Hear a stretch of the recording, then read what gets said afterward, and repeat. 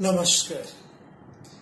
প্রাণারামের মাধ্যমে সম্প্রচারিত ভারত কথার গ্রন্থি মোচনের 124তম পর্বে আপনাদের সবাইকে জানাই সাদর সম্ভাষণ।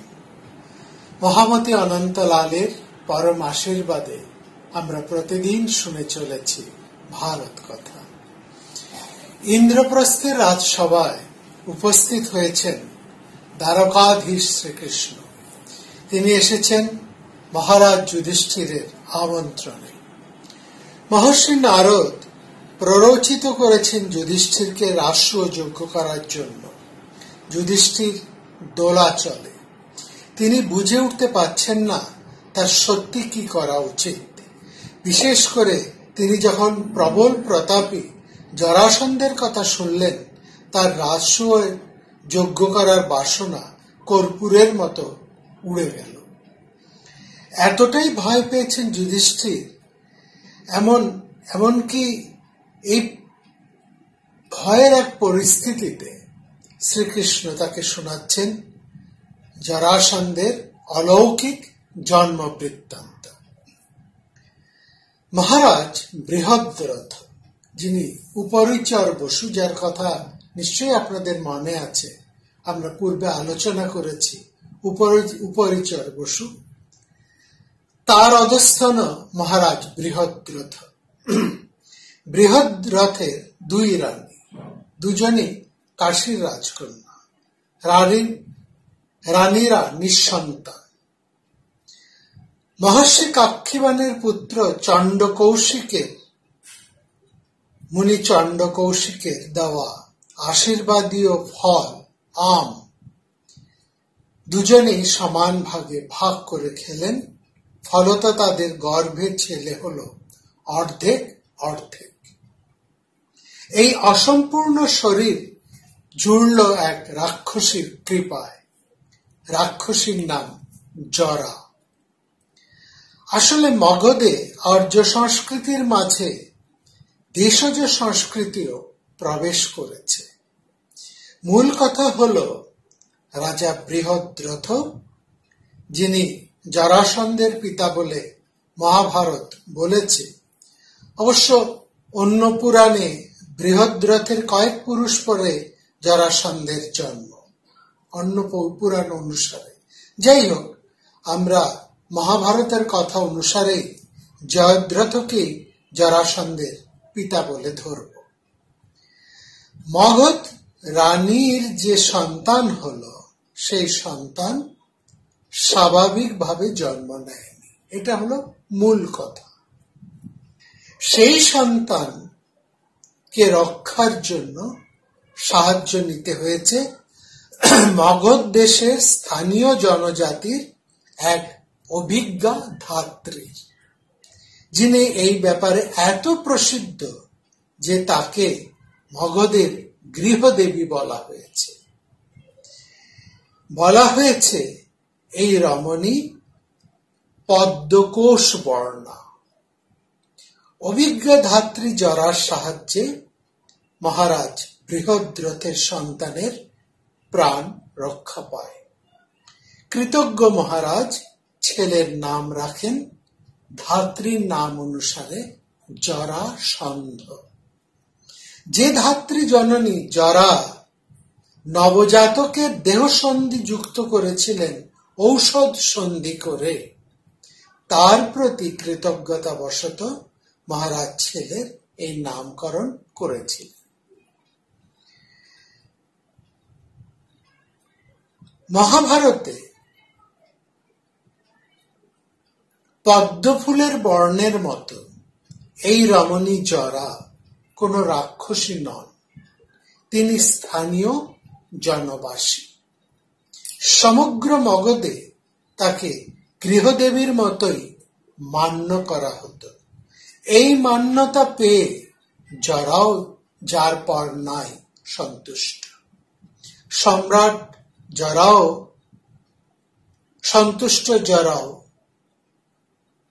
সানন্দে রাজার সন্তানের প্রাণ রক্ষা করলেন।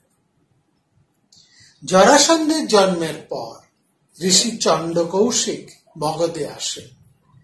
দিব্যদর্শী ঋষি রাজপুত্র জরাসন্ধের ভবিষ্যৎ দর্শন করে বলেন, এই সন্তান মহাবলবান নৃপতি রূপে পৃথিবী শাসন করবে।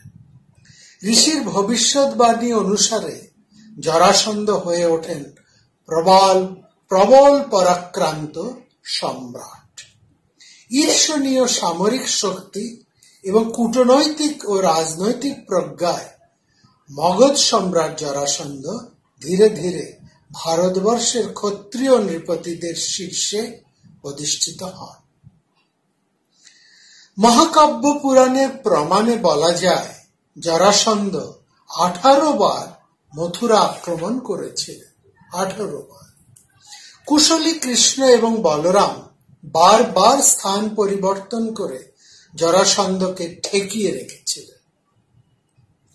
প্রবলের সঙ্গে সরাসরি যুদ্ধ না করার নীতি নিয়েই সমগ্র যাদব বৃষ্ণি অন্ধ কুল জরাসন্ধকে উপেক্ষা অর্থাৎ এড়িয়েই চলছিলেন। শ্রীকৃষ্ণ ধীরে ধীরে নানা উপায়ে জরাসন্ধের প্রবল অনুগামীদের হত্যা করে জরাসন্ধের শক্তি হ্রাস করতে শুরু করেন। হংস এবং ডিম্বক নামে জরাসন্ধের দুজন প্রধান সহায় ছিলেন। তাদের যুদ্ধ ক্ষমতা এতটাই তীব্র ছিল যে কোন অস্ত্রাঘাতে তাদের মারা সম্ভব হতো না। সেই হংস ডিম্বকও যখন কৃষ্ণের কৌশলে মারা যায়, ক্রুদ্ধ জরাসন্ধ মগধের রাজধানী গিরিব্রজপুর হতে কৃষ্ণের উদ্দেশ্যে মথুরার দিকে একটি গদা নিক্ষেপ করেন। সেই গদাটি 99 যোজন দূরত্ব পার হয়ে মথুরার নিকটবর্তী একটি স্থানে এসে পড়ে। এই জায়গাটি যেখানে জরাসন্ধের ছোড়া গদা এসে পড়ে তার নাম হয় গদাবসান। এখানে মহাভারত কিন্তু আসল সত্যটি প্রকাশ করে দিয়েছে। জরাসন্ধ বহুবার মথুরা আক্রমণ করেও যখন কৃষ্ণকে সম্মুখ যুদ্ধে কোনোবারই দেখতে পেলেন না, তখন নিজের ভয়াল অস্তিত্ব প্রমাণ করার জন্য তার ভয়ঙ্কর গদাটি মথুরার নিকটবর্তী একটি স্থানে বসিয়ে রেখে এলেন। মহারাজ জরাসন্ধের এমনই বিশাল রাজনৈতিক শক্তি, এমনই তার ব্যক্তিত্ব যে কেউই গদাটিতে হাত দেবার সাহসও করতে পারেননি। সে জায়গার নামই হয়ে গেল গদাবসান। গদা স্থাপন করে পরোক্ষে জরাসন্ধ মথুরায় নিজের অস্তিত্ব শাসন প্রমাণ করতে চাইলেন। শ্রীকৃষ্ণ এমন ধুরন্ধর, তিনি জরাসন্ধের ফাঁদে পা দিলেন না। নিজের রাজনৈতিক বুদ্ধিতে তিনি সামনাসামনি যুদ্ধের পরিবর্তে উপায় কৌশলে জরাসন্ধকে হত্যা করার চেষ্টায় ব্রতী রইলেন। অন্যদিকে জরাসন্ধ কম কৌশলী ছিলেন না। তিনি মথুরা ধ্বংস না করে চতুর্দিক হতে মথুরাকে অবরোধ করে রাখলেন। শ্রীকৃষ্ণ কংস বধ করে যদুবৃষ্ণীদের মুক্ত করলেও কংস বধের মাধ্যমে যে প্রবল প্রতিপক্ষকে কৃষ্ণ গৃহদ্বারে এনে উপস্থিত করেছেন অর্থাৎ জরাসন্ধকে, তার দায় পরবর্তী সময়ে কৃষ্ণের জ্ঞাতিরা নিতে চাননি। সেখানে কৃষ্ণের সাথে কিছু যাদব বৃষ্ণীদের বিরোধও হয়ে গেল। তারা কৃষ্ণের পক্ষ ত্যাগ করে জরাসন্ধের সাথে যোগ দিয়েছিলেন। তবে জরাসন্ধের যে আশা ছিল অসন্তুষ্ট যাদবরা কৃষ্ণ বলরামকে বন্দী করে তার হাতে অর্থাৎ জরাসন্ধের হাতে তুলে দেবেন, তা কিন্তু ঘটেনি। বরং কৃষ্ণ বলরাম তাদের অনুগত জ্ঞাতি গোষ্ঠীদের নিয়ে পালিয়ে গিয়েছিলেন বহু দূরে দ্বারবতীতে। এমনিতে মথুরা জরাসন্ধের রাজধানী গিরিব্রজ হতে বহু দূরে। বারবার সেখানে গিয়ে আক্রমণ করা এক বিরাট ঝক্কির ব্যাপার। দ্বারবতী যাওয়ার কথা তো আসেই না। 3 দিকে সমুদ্র বেষ্টিত দ্বারবতী এক অভেদ্য দুর্গ। উল্টে কৃষ্ণই নানান কৌশলে জরাসন্ধের প্রবল অনুগতদের পক্ষ সাধন করে জরাসন্ধকে আঘাতের পর আঘাত করে মানসিকভাবে বিপর্যস্ত করে তুলেছিলেন। এ সত্ত্বেও কৃষ্ণ জানতেন সম্মুখ সমরে জরাসন্ধকে কখনোই বধ করা সম্ভব হবে না। সেজন্য ভীম ও অর্জুনকে সঙ্গে নিয়ে কৌশলে জরাসন্ধকে হত্যা করতে হবে। জরাসন্ধ ক্ষত্রিয় রাজাদের বধ করে গোটা পূর্ব, উত্তর, মধ্য ভারত শাসন করছে। তার আচরণ এক স্বেচ্ছাচারী ক্ষত্রিয় রাজার মতোই। উত্তর, পূর্ব, মধ্য দেশের রাজারা প্রত্যেকেই জরাসন্ধের ভয়ে অনুরক্ত। যারা তার বিরুদ্ধচারী তাদের জরাসন্ধ বন্দী করে রেখেছেন মগধে। 100 জন রাজাকে হত্যা করে পুরুষ মেদ যজ্ঞে এক ভয়ঙ্কর পরিকল্পনা নিয়েছেন জরাসন্ধ। ইতিমধ্যে 86 জন বিদ্রোহী রাজাকে বন্দী করেছেন তিনি। বাকি 14 জন নৃপতিকে বন্দী করতে পারলেই তিনি পুরুষ যজ্ঞ সম্পন্ন করবেন, অজেয় হবেন জরাসন্ধ। এই 86 জন রাজাকে মুক্ত করতে চান কৃষ্ণ, কিন্তু জরাসন্ধকে হত্যা না করে এদের মুক্ত করা অসম্ভব। আবার সরাসরি যুদ্ধে জরাসন্ধকে বধ করা যাবে না কোনো মতেই।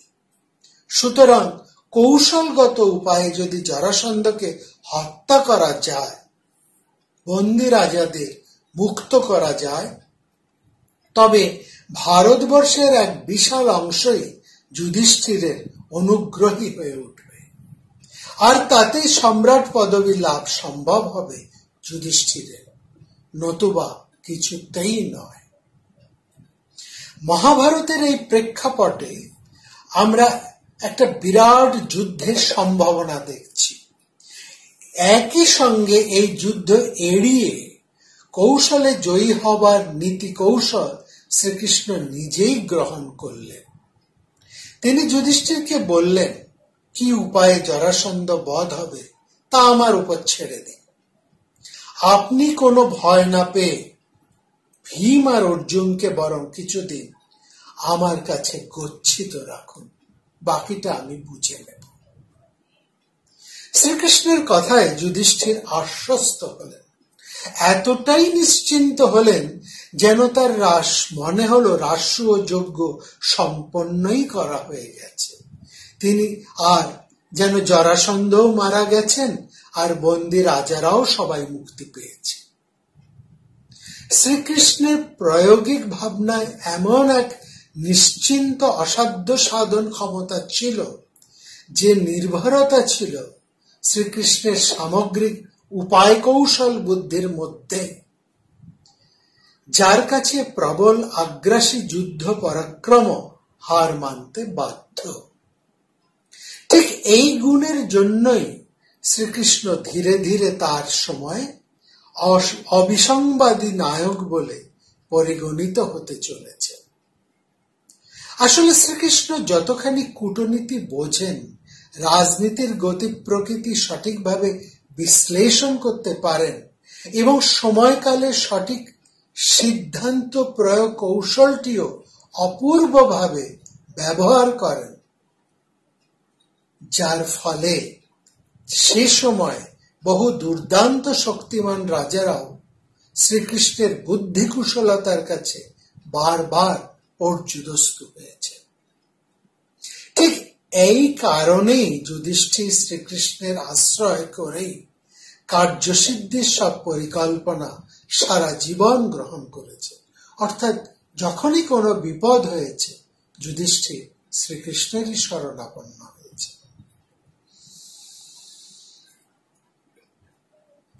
যুধিষ্ঠির এটা বুঝেছেন, ভীম যত ক্রূর প্রকৃতির ভয়ঙ্কর যোদ্ধা হন না কেন, সময়কালে তাকে নিয়ন্ত্রণ করে সঠিকভাবে পরিচালনার জন্য কৃষ্ণের মতো মানুষের প্রয়োজন। এই কথা অর্জুনের ক্ষেত্রেও সত্য। অর্জুনের মতো ধীর উদাত্ত যুদ্ধবীর, যিনি যুদ্ধক্ষেত্রে প্রায় অপরাজেয়, তার পেছনে যদি কৃষ্ণের কূটকৌশল যুক্ত না হয়, তবে কার্যক্ষেত্রে সবসময় জয় আসবে না। ভারী চমৎকার উদাহরণ দিয়েছে মহাভারত। বলছে, মাছ চাষের সময় জেলেদের জলের প্রয়োজন হলে তারা যেমন নদীর উঁচু জায়গা হতে পথ করে নিচু জায়গায় জল নিয়ে আসে আল পথে, মাঠের মাঝখানের আল কেটে এক জমি হতে অন্য জমিতে যেমন জল নিয়ে যায়, কৃষ্ণ সেই উপায় কৌশল সঠিকভাবে বোঝেন বলেই ভীম অর্জুনের শক্তিমত্তাকে সঠিক খাতে বইয়ে নিয়ে যেতে পারবে। যুধিষ্ঠির বুঝেছেন অর্জুন ছাড়া কৃষ্ণ হয় না, আবার কৃষ্ণ ছাড়াও অর্জুন হয় না। এদের দুজনের মিলিত শক্তির কাছে কোনো শক্তিই অজেয় নয়। অতএব জরাসন্ধের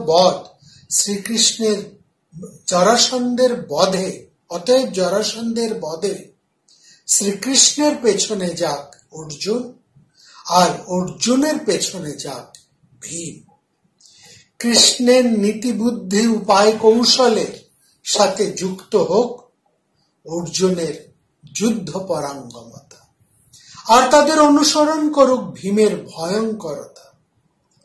নয়ে জয় বলঞ্চৈব বিক্রমে সিদ্ধিমেষ্যতি। এই ত্রয়ীর মিলনে সিদ্ধি লাভ অবশ্যম্ভাবী। ভীম অর্জুনকে নিয়ে কৃষ্ণ সরাসরি গেলেন না জরাসন্ধের কাছে, তিনি সরাসরি গেলেন না।